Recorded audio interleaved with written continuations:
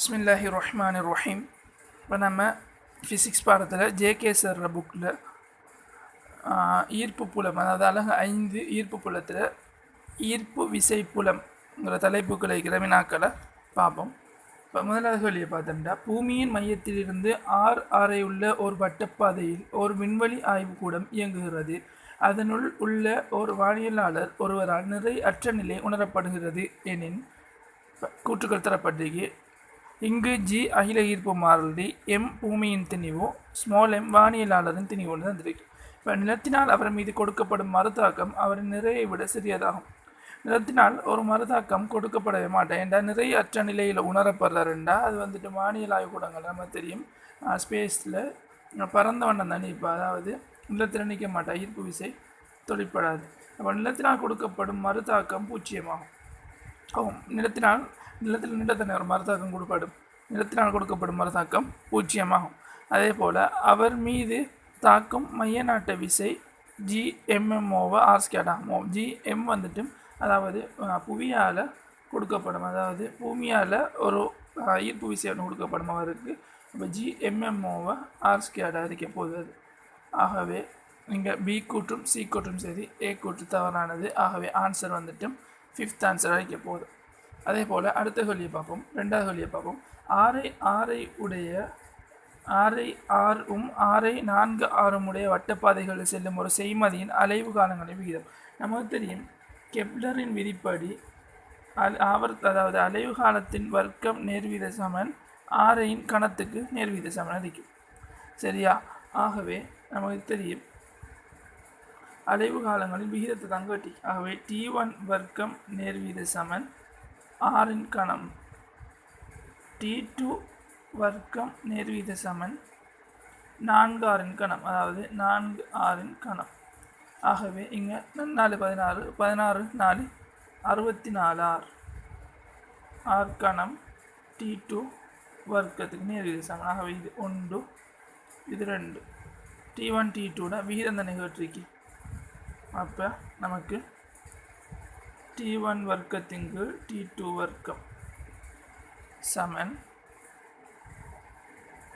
4 ஆர்கணத்தின் கீழ் 64 ஆர்கணம். ஆர்கணம் கேன்சல். 4 64 சுருக்கினா 1 கீழ் 64 சுருக்கினா 16 வரப்போ. சரியா? T1 ரெண்டும் வர்க்கத்தில் இருக்கு. T1 இங்கே T2 எடுக்கிறோம்னா வர்க்கம் மூலம் எடுத்தோம்னா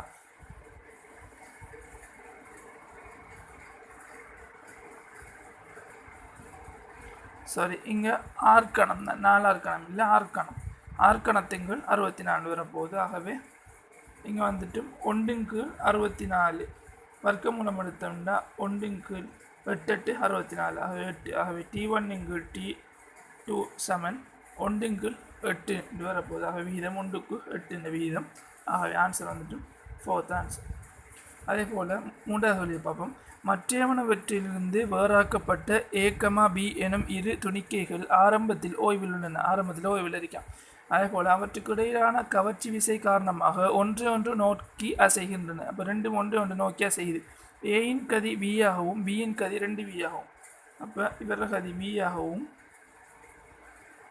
இவர கதி 2V ஆகவும் இருக்கு. கணத்தில் தொகுதியின் திணிவு மையத்தின் கதி. இப்போ 2க்கும் இடைப்பட்ட திணிவு மையத்தின் கதி. சரியா? இப்போ இவர் M1 இவர் M2 எடுத்தோம்னா திணிவுகள். இப்போ திணிவு மையத்தின் கதின்னா திணிவு மையம் ஒரு இடத்துல நிற்க போகுது. சரியா? திணிவு மையங்கிறது ஒரு இடத்துல நிற்க போகுது. இது வந்துட்டு ஒரு போதும் மாறாது. 2 நோக்கி வந்தாலும் சரி, விலத்தி போனாலும் சரி, எப்படியோ ஈர்ப்பு விசைனா நோக்கி தான் வரப்போகுது. நோக்கி வந்து அந்த திணிவு மையத்தை நோக்கி வந்து 2 திணிவு மையத்தில் சந்திக்க போகுது. அந்த இடத்துல வேகம் பூஜ்ஜியமாக தான் நிற்க போகுது. திணிவு மையத்தில் கதி மாறாது. சரியாக திணிவு மைய வேகம் பூஜ்ஜியமாக இருக்க போகுது. ஆன்சர் வந்துட்டு ஃபர்ஸ்ட் ஆன்சர். அடுத்து 4வது கேள்வி பார்ப்போம். ரோ அடர்த்தியுடைய கோள் ஒன்றிற்கு மிக அண்மையில் செய்மதி ஒன்று வலம் வருகிறது. அகில ஈர்ப்பு மாறிலி GNன் செய்மதியின் அலைவு காலம் என்று கேட்டு நமக்கு தெரியும். அலைவு காலம் T சமன் 2π/ω வரப்போகுது. நமக்கு தெரியும் ஒமேகா சமன் V சமன் R⍵ தெரியும். V சமன் R⍵. ஆகவே ஒமேகா சமன் V/R. ஆகவே நம்ம இதில் போட்டோம்னா T சமன் 2π ஆரின் கீழ் வி. இதான் அலைவு காலத்துக்கான தொடர்பு. சரியா? நமக்கு தெரியும் கோல் ஒன்று, அதாவது அடர்த்திய கோணம் அண்மையில் செய்மதி ஒன்று வளம் வருகிறது. இப்போ செய்மதியிட நமக்கு தெரியும் இப்போ புவி நிலையான உபகோள்களில் தொடர்ச்சியாக ஒரே ஆரையுடைய வட்டத்தை அப்படியே கோலை சுற்றி அடிக்கணும்னா அதுக்கு ஒரு குறித்த வேகம் இருக்கு. அந்த வேகத்தை நம்ம சொல்கிற ஒழுக்கு வேகம். ஒழுக்கு வேகத்துக்கான சமன்பாடு என்ன? V7 gm/r. சரியா? வர்க்கமூலம். இதுதான் ஒழுக்கு வேகத்துக்கான சமன்பாடு. சரியா? ஆகவே நம்ம இப்போ என்னத்தை காணோம்னா gm நமக்கு தந்திக்கு. இப்போ விக்கான gm/r தந்திக்கு. நமக்கு இந்த திணிவு m தான் தெரியும். அதாவது இந்த எம் நம்ம காணப்போகிறோம். சரியா? நமக்கு எம் காண்றதுக்கு என்ன தந்திக்குன்னா அடர்த்தி தந்திக்கு. நமக்கு தெரியும் அடர்த்தி சமன் திணிவின் கீழ் கனவளவு ஒன்று தெரியும். கனவளவு எப்படி காணப்போகிறோம்? 4/3 πr கணம். அப்போ 3m/4 πr கணம் தான் ரோவாக இருக்க போகுது. சரியா? ஆகவே எம் வந்துட்டும் 4 πr கணம் ரோவின் கீழ் 3 அரிக்க போகுது. இப்போ வந்துட்டும் நம்ம விக்கு பிரதிட்டோம்னா வி சமன் இந்த எம்மை பிரதிட்டோம்னா ஜியோட 4 πr கணம் ரோவின் கீழ் 3 ஆறுன்னு வரப்போகுது. இங்கே ஆறும் ஆர் கணம் கேன்சல். ஆகவே வி சமன் நம்ம இங்கே வியை ஜி 4 πr வர்க்கம் ரோவின் கீழ் 3 வரப்போகுது. நம்மளோட சமன்பாடு டி. ஆகவே டிக்கு வர்க்கம் எடுத்து ஏன்னா வர்க்க மூலத்தை போக்காட்டுறேன்டா இந்த வியை வர்க்கிச்சு எடுக்கணும். நம்ம டி வர்க்கம் சமன் 4 π வர்க்கம் ஆர் வர்க்கத்தின் கீழ் வி வர்க்கம். ஆகவே இங்கேயும் வியை வர்க்கிச்சோம்னா இந்த வர்க்க மூலம் பெய்திரும். சரியா? வர்க்க மூலம் இல்லாமல் வரப்போகுது. ஆகவே டி வர்க்கம் சமன் 4 π வர்க்கம் ஆர் வர்க்கத்தின் கீழ் வி வர்க்கத்துக்கு பதிலாக ஜி × 4 πr வர்க்கம் ரோ. இந்த கீழுக்கு பிரிபடுற 3 வந்துட்டு மேலே போனால் பெருக்கப்பட போகுது. ஆகவே 3 12. ஆகவே 4 கேன்சலில் பேசிடும். 4 விட்டுவிடும். பையும் வர்க்கத்தில் ஒரு பையும் வெட்டுப்பட்டு அப்போ ஆர் வர்க்கம் கேன்சல். ஆகவே டி வர்க்கம் சமன் பை தர 3 ஜி ரோ வரப்போகுது. ஆகவே டி சமன் வர்க்க மூலம் 3 π ஜி ரோண்டு வரப்போகுது. ஆகவே ஆன்சர் வந்துட்டு இங்கே 3 π ரோஜி ஆன்சர் வந்துட்டு பெஸ்ட் ஆன்சர் வரப்போகுது. 4வது சந்திரனின் மேற்பரப்பில் 5வது கேள்வியை பார்ப்போம். சந்திரனின் மேற்பரப்பில் ஈர்ப்பு காரணமான ஆர்முடுகள் புவியின் மேற்பரப்பின் ஈர்ப்பு காரணமான ஆர்முடுகளில் 6ல் 1 மடங்கு ஆகும். சந்திரனின் விட்டம் புவியின் விட்டத்தின் 4ன் 1 மடங்கு ஆகும். புவி மேற்பரப்பிலிருந்து தப்பு வேகம் 11 km/s ஆயின் சந்திரனிலிருந்து தப்புவதற்கான வேகம். இப்போ நமக்கு தெரியும் புவி சந்திரன் டிவைட் பண்ணி எடுப்போம். சரியா? அப்போ புவியிட மேற்பரப்பிலான ஈர்ப்பிலான ஆர்முடுகள் ஜின்னு எடுத்தோம்னா சந்திரனில் வந்துட்டு g/6 அரிக்க போகுது. சரியா? 6ல் 1 மடங்கு. ஆகவே g/6. சரியா? அதாவது நம்ம இதுக்கு 6 ஜின்னு எடுப்போம், வேறு ஜின்னு எடுப்போம். இப்போ இலகுவாய்க்கும் சுருக்கலுக்கு. சரியா? இப்போ புவியின் மேற்பரப்பு ஈர்ப்பு காரணமான ஆர்முடுகளின் 6ல் 1 மடங்கு. அதே போல் சந்திரனின் விட்டம் புவியின் விட்டத்தில் 4ல் 1 மடங்கு. அப்போ புவியிட விட்டம் 4 6ன்னா சந்திரனின் விட்டம் 6 அரிக்க போகுது. சரியா? தப்புவதற்கான வேகம். இப்போ தப்பல் வேகத்துக்கான சமன்பாடு நமக்கு தெரியும். v சமன் 2gm/r. சரியா? இதான் தப்பல் வேகம். தப்பல் வேகத்துக்கான ஜிஎம்முக்கு பதிலாக நமக்கு தெரியும் gm சமன் gr². சரியா? இப்போ ஜிஎம் பதிலாக gr² போட்டோம்னா v சமன் வர்க்க மூலம் 2gr ஒரு சமன்பாடு வரப்போகுது. ஆகவே 11 சமன் 2gr. நம்ம g/6 r/4 எடுப்போம். சுருக்கலையில் g/6 r/4 எடுப்போம். ஆகவே 2gr வர்க்க மூலம் இது ஒரு சமன்பாடு. அதே போல் இப்போ காண போகிறது தப்பு வேகம் v' சமன் 2gக்கு பதிலாக g/6 தர rக்கு பதிலாக r/4 சரியா. இப்போ 2gr கீழ் r 4 24 v டேஷ். ஆகவே 12 வரப்போகுது இருக்கு. v டேஷுங்கள் 11 சமன் முழுவதின் வர்க்க மூலத்துக்கு எப்படி வரப்போகுது gr கீழ் 12 சார 1 கீழ் 2gr வரப்போகுது. ஆகவே gr கேன்சல். 11 கீழ் வர்க்க மூலம் 24 தப்பு வகமாக இருக்க போகுது. 11 கீழ் வர்க்க மூலம் 24 கிலோமீட்டர் செகண்ட் -1 இருக்க போகுது. ஆகவே ஆன்சர் வந்துட்டும் இங்கே ஆன்சர் வந்துட்டும் தேர்ட் ஆன்சர் இருக்க போகுது. ஆகவே 11க்கு ஆன்சர் வந்துட்டும் தேர்ட் ஆன்சர் இருக்க போகுது. சாரி, இது 5வது கேள்விக்கு ஆன்சர் வந்துட்டும் தேர்ட் ஆன்சர் இருக்க போகுது. அதே போல் 6வது கேள்வியை பார்ப்போம்.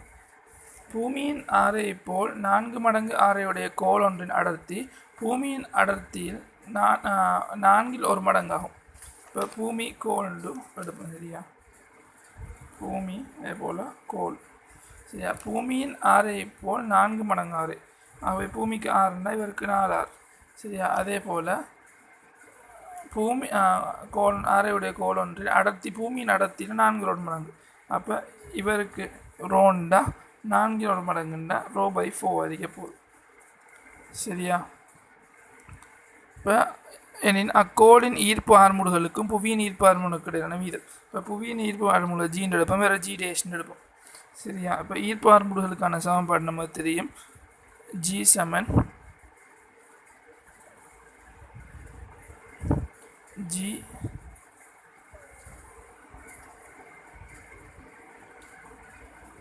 m r².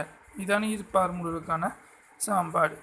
ஆகவே இங்கே நமக்கு தந்திரிக்கி அடர்த்தியை வச்சு தந்திரிக்கி. ஆகவே அடர்த்தி சமன் திணிவிங்கு கனவளவு. ஆகவே m3 4 πr கணம் தானே 4 πr கணம்.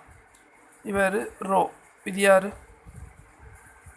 பூமியிட அடர்த்திக்கான சமன்பாடு. ஆகவே பூமியிட திணிவை கண்டம்னா m சமன் 4 πr கணம் ரோவாக இருக்க போகுது சரியா. 4 πr கணம் ரோவாக இருக்க போகுது பூமியிட திணிவு. 4 πr கணம் ரோவின் கீழ் 3ஆக இருக்க போகுது பூமியின் திணிவு. இதே போல் ρ/4 சமன் 3m 4 πr கணம் வந்து எப்படி வரப்போகுதோ இங்கே வந்துட்டு 4 r கணம். ஆகவே 4 தர 4 தர 4 அப்போ 64 r கணமாக இருக்க போகுது சரியா. ஆகவே இங்கே m வந்துட்டும் m சமன் இது வந்துட்டும் அந்த கோல்டு m வந்துட்டும் இந்த 4 கேன்சல் ஆனால்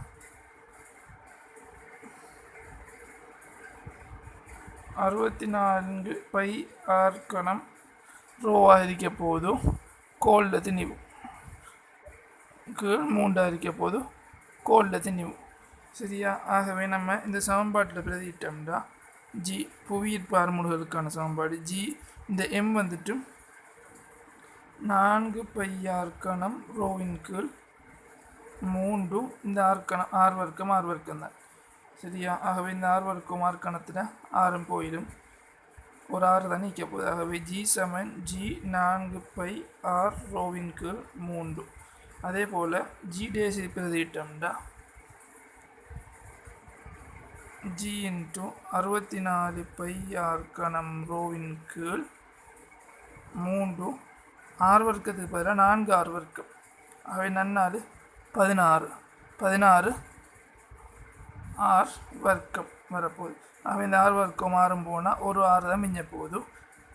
அதே போல் 16 64 போனால் 4 πr கணம் தான் மிஞ்ச போகுது, 4 πr ரோ தான் மிஞ்ச போகுது. ஆகவே ஜி டே சமன் ஜி இன்ட்டு 4 πr இன்ட்டு ரோவின் கீழ் 3. ஆகவே ஜி டேஸுக்கும் ஜிக்கும் ஒரே சமன்பாடு தான் வருது. ஆகவே g டே சிங்கிள்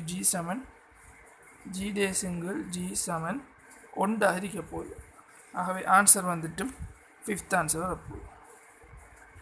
சரியா? அதே போல் 7ஆம் கேள்வியை பார்த்தோம்னா ஆரையுடைய கோல் ஒன்று ரோ அடர்த்தியுடைய பதார்த்தத்தினால் ஆக்கப்பட்டுள்ளது. இக்கோளிலிருந்து தப்புவதற்கான வேகம் v ஆகும். இதே மாதிரியான 2r ஆரையுடைய கோல் ஒன்று ஆக்கப்பட்ட பதார்த்தத்தின் அடர்த்தி 2ρ. இக்கோளின் தான தப்புவகம் நமக்கு தெரியும். தப்புவகத்துக்கான சமன்பாடு வர்க்க மூலம் 2gm/r. சரியா? 2gm/r தான் தப்புவகத்துக்கான சமன்பாடு. தப்பல்வகத்துக்கான சமன்பாடு 2gm/r. அதே போல் உபகோள்களின் ஒழுக்குவகத்துக்கான சமன்பாடு தான் gm/r ஆக இருக்க போகுது. ஆகவே இங்கே வந்துட்டு தப்பல்வகம் v ரோ அடர்த்தியுடைய, அப்போ ரோ அடர்த்தி நம்ம டிரெக்டாக போன கேள்வியில் பார்த்துட்டோம். ஆகவே நம்ம திணிவு என்ன எடுக்கலாம்? திணிவு 3m/4π ரோ சமன் 3m/4πr கணம். ஆகவே m சமன் 4πr கணத்தின் கீழ் 4πr கணம் ரோவின் கீழ் 3. இதான் ஆர்ஆரையுடைய கோலில் திணிவு அறிக்க போகுது. அதே போல் 2r ஆரையுடைய அதே போல் 2 ரோ அடர்த்தியுடைய கோலில் ஆகவே 2 ரோ சமன் 3m கீழ், இப்போ இவரை m1 எடுப்போம், அவரை m2 எடுப்போம். 3m கீழ் 4πr. r வந்துட்டு 2rலவா 2r அடர்த்தியுடைய, அப்போ r கணம் தானே 8r கணம் 8r கணம். சரியா? ஏண்டா 8 2 4 4 8 2r தானே 8r கணம் போட்டிங்க. ஆகவே இங்கே வந்துட்டு m2 வந்துட்டு m2 திணிவு வந்துட்டு 8 32 32 64. ஆகவே 64πr கணம் ரோவின் கீழ் 3 வரப்போகுது. சரியா? 4 32 64 r கணம். அப்போ m1ஐயும் கண்டுட்டோம், m2ஐயும் கண்டுட்டோம். இப்போ தப்புவகத்துக்கான சமன்பாட்டில் போட்டோம்னா v சமன் வர்க்க மூலம் 2g m-க்கு பதிலாக m1க்கு பதிலாக 4πr கணம் ரோவின் கீழ் 3r. அதே போல் v டேஷ் இப்போ புதிய கோலில் தப்புவகத்தை காணப்படும். இது 2r ஆரையுடைய கோல். சரியா? இதில் தப்புவகத்தை காணப்படும் 2g × 64πr கணம் ரோ ஓவர் 3. r வந்துட்டு 2r தான் எங்கே 2r வரப்போகுது. ஆகவே 2 தர r வந்துட்டு 2rங்கிறதால 2r. ஆகவே இங்கே வந்துட்டு 2 வெட்டுப்படும். v டேஷுங்கு v சமன் 64g/r கணம் ரோவின் கீழ் 3r தர 3rன் கீழ்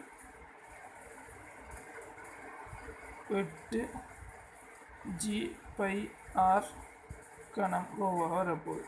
ரோவும் கேன்சல், r கணம் கேன்சல், 3r கேன்சல், பையும் கேன்சல், ஜியும் கேன்சல். 64 8 வரப்போகுது. 64 8 முழுவதும் வர்க்க மூலம் v டேஷுங்கு v. ஆகவே 64 8 அனுசரிக்கணும். 8 64 8 இன்ட்டு v டேஷுங்கு v வரப்போகுது. ஆகவே 8 நம்ம 4 தர 2 எழுதலாம் வர்க்க மூலத்துக்குள்ள. அப்போ 4 வெளியே வந்துடும். 2 × வர்க்க மூலம் 2 சமன் v டேஷுங்கு v.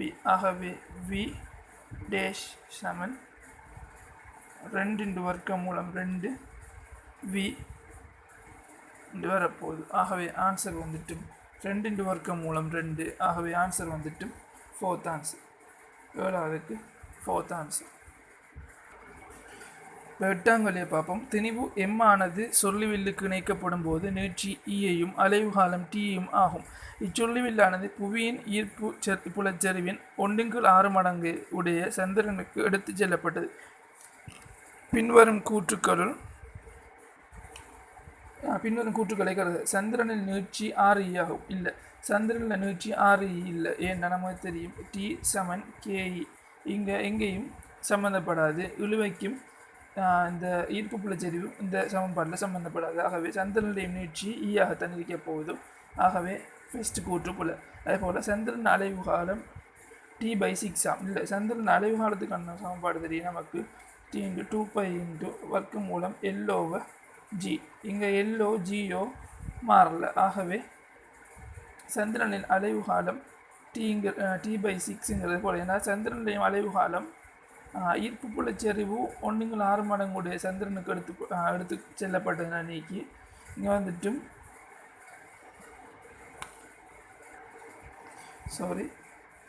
வந்துட்டு T சமன் சொல்லுவில்லுக்கானது 2π × வர்க்க மூலம் M/K. இங்கே G வந்துட்டு ஈர்ப்பு புலச்சரிவு சம்மந்தப்படாது. ஆகவே தான் சந்திரனில் அலைவு காலம் T/6ங்கிறது மாறாது. இது வந்துட்டு LOGங்கிறது வந்துட்டு நமக்கு தெரியும். இது ஊசல் வெளிய ஊசலுக்கானது, இதான் விற்றொருளுக்கானது. ஆகவே M/K ரெண்டாவதும் சந்திரன் அலைவு காலம் T/6ங்கிறது போல. அதே போல் சி கூற்றை பார்த்தா தொகுதியின் சடத்துவமானது பூமியில் இருக்கும் போலுள்ளதை ஒத்ததாகும். ஒரு போதும் சந்திரன் போனால் திணிவு மாறாது, ஆனால் நிறை மாறும். mg மாறத்தால் நிறை மாறும், ஆனால் திணிவு மாறாது.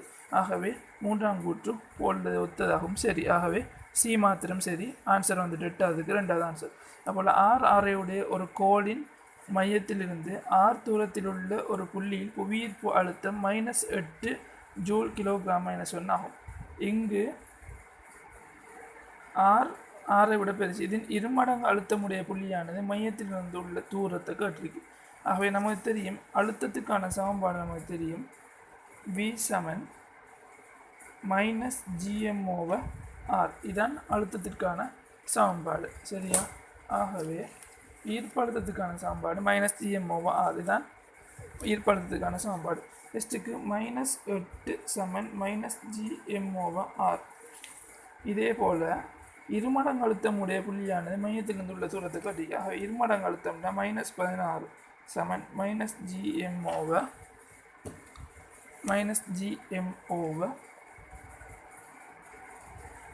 டேஷை காணப்போகிறோம். ஆகவே -Gm கேன்சல். R டேஷிங்கள் R சமன் -8 -16 வரப்போகுது. அது 8 வரப்போகுது. ஆகவே இங்கே வந்துட்டு அரை. ஆகவே R டேஷ் சமன் R/2 இருக்க போகுது. ஆகவே ஆன்சர் வந்துட்டு ஃபர்ஸ்ட் ஆன்சர்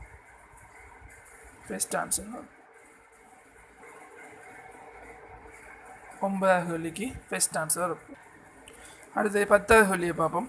M1 M2 திணிவுகளை உடைய இரு நிலையான துணிக்கைகள் D இடைத்தூரத்தில் உள்ளன. M1 M2 இணைக்கும் கோட்டில் 3வது துணிக்கை ஒன்று வைக்கப்பட்ட போது அது ஈர்ப்பு விசை எதனையும் அனுபவிக்கவில்லை எனின் M1லிருந்து 3வது துணிக்கையின் தூரம் என்று கேட்டு. இப்போ 3 துணிக்கை இருக்கு. சரியா?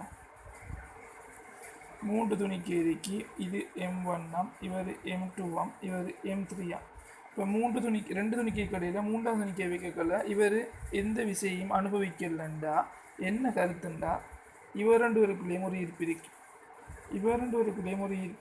அப்போ இவர் F1 இவர் F2 எடுத்தோம்னா இந்த F1ம் F2ம் சமப்படுறாரு. அதால தான் இவருக்கு ஒரு ஈர்ப்பும் தொழிற்படலண்டா ஒரு விசையும் தொழிற்படலண்டா ரெண்டும் விளையும் விசை 0 ஆகுது. ஆகவே நமக்கு தெரியும் F1 சமன் F2 இருக்கணும். சரியா? நமக்கு தெரியும் F1 என்ன G × M1 M2 கீழ் இந்த தூரம் நமக்கு தெரியும். அந்த தூரத்தை காணப்படும். ஆனால் மொத்த தூரம் நமக்கு தெரியும். துணிக்கைகளுக்கு இடையிலான மொத்த இடைத்தூரம் D. சரியா? அதாவது M1க்கு M2க்கு மட்டும் மொத்த இடைத்தூரம் D. இவரை நம்ம எக்ஸ்ன்னு எடுப்போம். மொத்தம் Dண்டா இவர் D/X இருக்க போகிறார். சரியா? அப்போ இந்த தூரம் M1க்கும் M1 M3க்கு இடையிலானது சமன் X வர்க்க. அதே போல் இவர் G M2 m3 d minus x இன் முழுவதும் வர்க்கமாக இருக்க போகிறார். ஆகவே நமக்கு இங்கேயும் அங்கேயும் எது காமன்னா m3 காமன். அப்போ m3 கேன்சல், ஜியும் கேன்சல். அப்போ m1 இன்ட்டு d மைனஸ் எக்ஸின் வர்க்கம் சமன் m2 இன்ட்டு எக்ஸ் வர்க்கம் வரப்போகுது. சரியா? ஆகவே m1 d மைனஸ் எக்ஸ் வர்க்கம் சமன் m2 எக்ஸ் வர்க்கம் தான் வருது. இது என்ன செய்வோம்னா ரெண்டு பக்கம் வர்க்கிப்போம். அப்போ m1 வர்க்கம் இன்ட்டு d மைனஸ் எக்ஸ் சமன் m2 வர்க்கம் எக்ஸ் வர்க்கம் வரப்போகுது. அப்போ m1 வர்க்கம் d மைனஸ் m1 வர்க்கம் எக்ஸ் சமன் m2 வர்க்கம் எக்ஸ் வர்க்கம் வரப்போகுது. சரியா? நம்ம காண வேண்டியது இந்த எக்ஸை தான் காணும். அப்போ m1 வர்க்கம் d சமன் m2 வர்க்கம் எக்ஸ் வர்க்கம் ப்ளஸ் m1 வர்க்கம் எக்ஸ். சரியா? ஆகவே எக்ஸை பொதுவாக எடுத்தோம்னா X into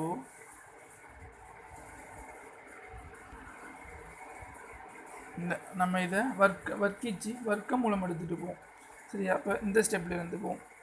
m1 d minus X வர்க்கம் சமன் m2 எக்ஸ் வர்க்கம். ஆகவே இதுக்கு நம்ம வர்க்கிச்சோம்னா வர்க்க மூலம் m1 into d minus x சமன் வர்க்க மூலம் m2 இன்ட்டு எக்ஸ் வர்க்கம் வரப்போகுது. அதாவது எக்ஸின் வரப்போகுது, வர்க்கம் பேத்துரு. சரியா? ஆகவே வர்க்க மூலம் m1d மைனஸ் வர்க்க மூலம் m1 எக்ஸ் சமன் வர்க்க மூலம் m2 எக்ஸ். ஆகவே m1d சமன் வர்க்க மூலம் m2 எக்ஸ் வர்க்க மூலம் ப்ளஸ் வர்க்க மூலம் m1 எக்ஸ். அவை எக்ஸை பொதுவாக எடுத்தோம்னா வர்க்க மூலம் m2 ப்ளஸ் வர்க்க மூலம் m1. சரியா? அதே போல் இங்கே வர்க்க மூலம் m1 இன்ட்டு d. சரியா? நம்ம எக்ஸை தானே காணப்போகிறோம். ஆகவே d இன்ட்டு வர்க்க மூலம் m1 இன்க்கு வர்க்க மூலம் m2 ப்ளஸ் வர்க்க மூலம் m1 வரப்போகுது. ஆகவே ஆன்சர் வந்துட்டு 5th ஆன்சர் வரப்போகுது. சரியா? அதே போல் 11வது கேள்வியை பார்ப்போம். புவியீர்ப்பின் கீழ் ஒரு துணிக்கை புள்ளி எக்ஸிலிருந்து புள்ளி y வரை பயணம் செய்கிறது. இது தொடர்பான கூற்றுக்கள் கீழே தரப்பட்டுள்ளன. ஏ கூற்றை பார்ப்போம். புவியீர்ப்பு அழுத்த சக்தியின் வேறுபாடு xy இன் பயணப்பாதையில் தங்கியிருக்கவில்லை. இல்லை, புவியீர்ப்பு அழுத்த சக்தியோட பயணப்பாதை இது வந்துட்டு வேறுபாடு அழுத்த சக்தியோட வேறுபாடு பயணப்பாதையில் தங்கி இருக்கும். இப்போ சமன்பாடு நமக்கு தெரியும், gmm/r² வரப்போகுது. ஆகவே gmm/r வரப்போகுது. ஆகவே அழுத்த சக்தியில் தங்கியிருக்கும், அதே வந்து பயணப்பாதையில் தங்கியிருக்கும். அதே போல் பி கூற்றை பார்த்தோம்னா எக்ஸுக்கும் வைக்கும் இடையிலான துணிக்கையின் இயக்கப்பாட்டு சக்தி வேறுபாடு அழுத்த சக்தி வேறுபாடுக்கு சமம். இயக்க சக்தி வேறுபாடு அழுத்த சக்தி வேறுபாடு சமன். அப்பான் மொத்த சக்தி சமமாக மாறும். அதே போல் அழுத்த சக்தி என்ன எவ்வளோ இயக்க சக்தி குறையுது, அதாவது எவ்வளோ இயக்க சக்தி அதிகரிக்குதோ அதே அளவு அழுத்த சக்தி குறைவடையும். அதே போல் மூன்றாவது கூற்றை பார்ப்போம். அழுத்த சக்தி வேறுபாடு துணிக்கையின் திணிவில் தங்கி இருக்காது. அழுத்த சக்தி வேறுபாடு துணிக்கையில் திணிவில் தங்கி இருக்கும். ஆகவே இங்கே வந்துட்டும் சி கூற்றுப்புல. அப்போ ஏயும் பியும் சரியான கூற்று. ஆகவே ஆன்சர் வந்துட்டு 11க்கும் 3rd ஆன்சர் ஏபி மாத்திரம். அதே போல் 12ஆம் கேள்வி பார்ப்போம். பூமிக்கு அண்மையில் உள்ள செய்மதி ஒன்று பூமியை சுற்றி வி கதியுடன் வலம் வருகின்றது. பூமியை விட்டு தப்பிச் செல்வதற்கு அதன் வேகத்தில் ஏற்பட வேண்டிய சதவீத அதிகரிப்பு. நமக்கு தெரியும், ஒரு செய்மதிட இயக்கத்தை பற்றி பார்த்தோம்னா 12வது கேள்வி செய்மதிட இயக்கத்தை பொறுத்தவரையில் வர்க்க மூலம் GMO-வை ஆறாத நீக்க போகுது. சரியா? இப்போ பூமியை சுற்றி வீக்கதியுடன் வலம் வருகிறது. பூமியை விட்டு தப்பிச் செல்வதற்கு அதன் வேகத்தில் ஏற்பட வேண்டிய சதவீதம். பூமியை விட்டு தப்பிச் செல்றோன்னா அந்த வேகம் வந்துட்டு என்ன அதிக்கணும்னா தப்பல் வேகம் அதிக்கணும். அதாவது 2GMO-வை அதிக்கும். சரியா? அப்போ வி டேஷ் இப்போ இதாக மாறுறதுக்கு ஏற்பட வேண்டிய சதவீத அதிகரிப்பு என்ற நிகழ்ச்சிக்கு அப்போ வி டேஷுங்கு வி சமன் வர்க்க மூலம் 2GMO-வை ஆர் தர வர்க்க மூலத்துக்குள்ள ஆறுங்கு ஜிஎம் வரப்பு. ஜிஎம்மும் கேன்சல், ஆறும் கேன்சல். வி டேஷ் சமன் வர்க்க மூலம் 2V வரப்போகுது. ஆகவே வர்க்கமூலம் 2 பெருமானம் நமக்கு தெரியும் 1 தசம், அதாவது வர்க்கமூலம் 2 பெருமானம் 1 தசம் 41 ஆதிக்க போகுது அன்னதான பெருமானம் 1 தசம் 41 வி. வீடே சமன் 1 தசம் 41 வீண்டா எவ்வளோ அதிகரிச்சிருக்கின்றா? ஏற்கனவே ஒரு வி இருந்த இப்போ 1 தசம் 41 அதிகரிச்சிருக்கின்றா. ஆகவே நமக்கு 41 வீத அதிகரிப்பு ஏற்பட்டிருக்கு. இப்போ வீடேஸில் ஏற்பட்ட அதிகரிப்பு வந்துட்டு 41 வீத அதிகரிப்பு. ஆகவே ஆன்சர் வந்துட்டு 41 தசம் 4. ஆகவே ஆன்சர் வந்துட்டு தேர்ட் ஆன்சர். அதே போல் 13ஆம் கேள்வியை பார்ப்போம். ஒரே அடர்த்தியுடைய இரு கோளங்களின் ஆரைகள் R1 R2 ஆகும். அக்கோளங்களின் ஈர்ப்பிலான ஆர்முடுகல்கள் முறையே G1 G2 எனின் G1 G2 இன் பெறுமதி என கேட்டு நமக்கு தெரியும். ஈர்ப்பிலான ஆர்முடுகள் G சமன் GM/R² அறிக்க போகுது.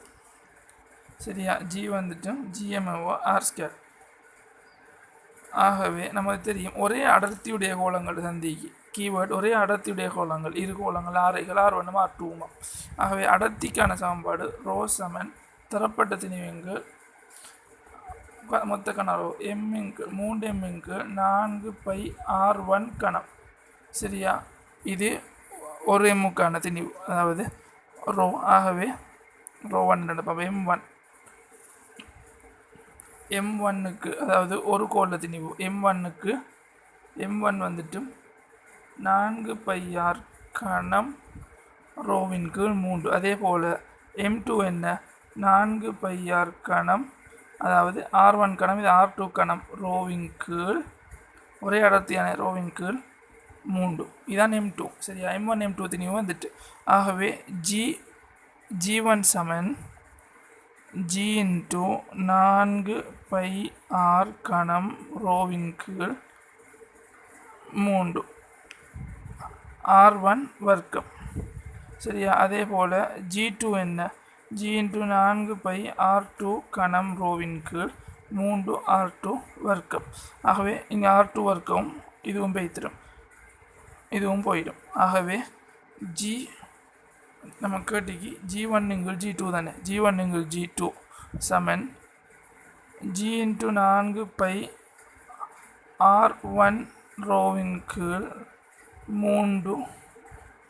அதே போல் 3 கீழ் G into 4 pi R2 into rho cancel, G cancel, 4 pi cancel, 3 cancel. ஆகவே G1 G2 சமன் R1 R2 வரப்போகுது. ஆகவே ஆன்சர் வந்துட்டு தேர்ட் ஆன்சர். நம்ம இதை பார்த்தோன்னு எடுத்தெடுப்பில் என்ன செஞ்சுப்போம்? G1 G2 தானே சமன்பாடை பார்த்துருப்போம். இந்த அடர்த்தி ஒரே அடர்த்தியை கவனிச்சிக்க மாட்டோம். R வர்க்கம் வந்திக்கு. ஆகவே நிகர்மாற வரப்போகுது. ஆகவே G1 G2 வந்துட்டும் எடுத்தோன்னு ஆன்சருக்கு போய்ப்போம். R2 R1 முழுவதின் வர்க்கம் தான் வரப்போகுது ஆன்சருக்கு போய்ப்போம். அடர்த்தின்னு தந்திரிக்கான அழகா ஒரே அடர்த்திண்டு அதை வச்சு தான் நம்ம திணிவை கண்டு ஆன்சர். இவ்வளோ ஃபிசிக்ஸ் படிக்கிற நமக்கு ஈஸியாக கேள்வி வராது. கேள்வியில் மயக்கம் இருக்கும், கேள்வியில் குழப்பம் இருக்கும். அதே போல் அந்த கேள்வியும் எடுத்தோன்னே R2 R1 முழுவதின் வர்க்கம் போற்றப்படா. அதே போல் 14ஆம் 15ஆம் கேள்வியை பார்ப்போம்.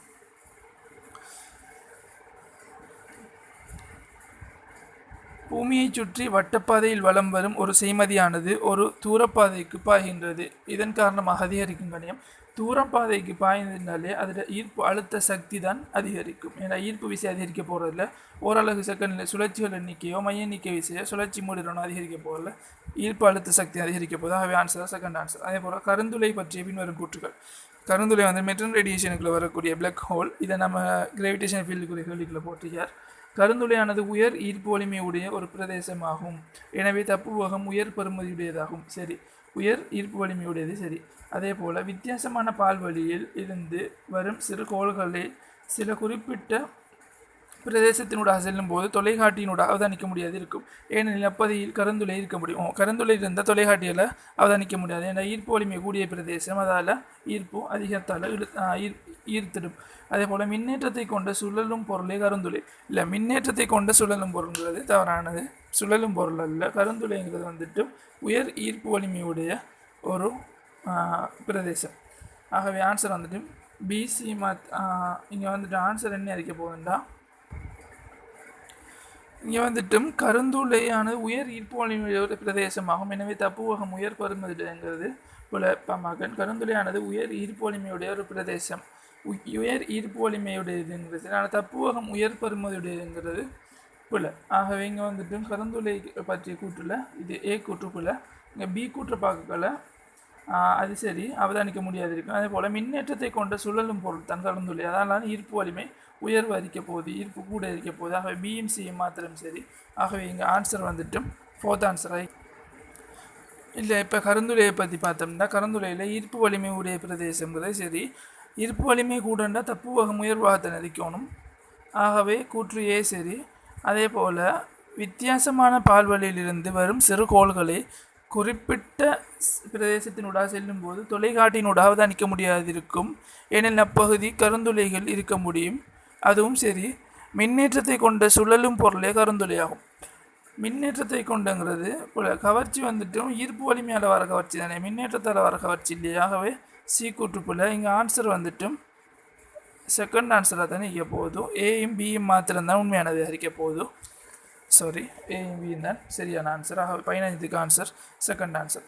அதே போல் 16வது கேள்வியை பார்த்தா ஒரே ஆரை உடைய இரு செப்புக்கோளங்கள் தொடுகையில் உள்ளன. அவற்றுக்கிடையான கவர்ச்சி விசை நேர்வீத சமன். இப்போ ஒரே ஆரை உடைய இரு செப்புக்கோளங்கள் தொடுகையில் இருக்கின்றா. அவற்றுக்கிடையான கவர்ச்சி விசை நமக்கு தெரியும், எஃப் சமன் ஜி. ஒரே ஆரை உடைய இரு செப்புக்கோளங்கள் சரியா. ஆகவே ஜி நமக்கு திணிவு என்ன இருந்தாலும் பரவாயில்ல, ஆறுக்கு இடையிலான வியந்தானே கட்டிக்கு. இப்போ நமக்கு ஒரே ஆரையுடைய இரு செப்புக்கோளம் இருந்தால் நமக்கு ரோ 2க்கும் அதாவது அடர்த்தி 2க்கும் சமன் அறிக்க போகுது. ஆகவே இங்கே நமக்கு தெரியும் ஜி M1 M2க்கு ஆர் ஸ்கொயர்னால வரப்போகுது. இதான் விசைக்கான சமன்பாடு சரியா. ஆகவே எஃப்க்கு நேர்வீத சமன் 1 ஆர் ஸ்கொயர் தமரம் நினைப்போம். ஆனால் அது இல்லை ஆன்சர். நமக்கு அடர்த்தியை வச்சு தான் கேட்டிருக்கான். ஆகவே அடர்த்தி நமக்கு தெரியும், ரோ சமன் 3m 4πr கணம். ஆகவே m சமன் 4πr கணத்திற்கு ரோ 3 4πr கணம் ரோவின் கீழ் 3. இதான் அடர்த்தி வரப்போகுது, அதாவது திணிவு வரப்போகுது. ஆகவே ரெண்டும் ஒரே ஆரை உடைய இருந்தால் ஒரே ஆரை ஒரே செப்புக்கோளம்டா ரெண்டு திணிவும் சமனாக தான் நீக்க போகுது. ஆகவே எஃப் சமன் ஜி இன்ட்டு திணிவு பதிலாக 4πr கணம் ரோ சரியா, கீழே 3.